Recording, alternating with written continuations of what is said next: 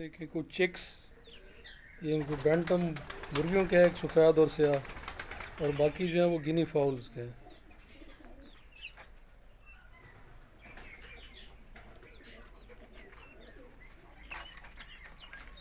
ये देखिए, ये गिनी फाउल्स के, ये तीतर के हैं और ये जंगली तीतर के हैं।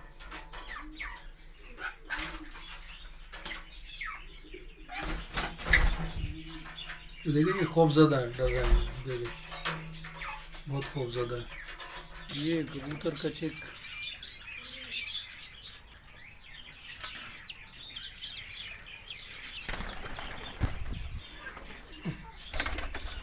पिजन चिक,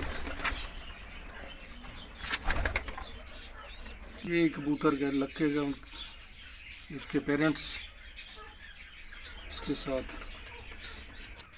ये दक्कनी तीतर का बच्चा, इसके पेरेंट्स।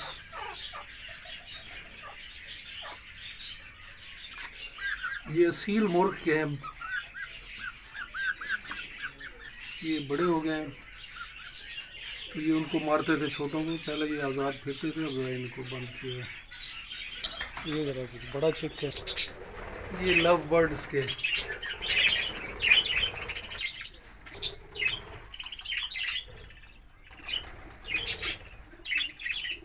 ये अंडों पे बैठी हुई है।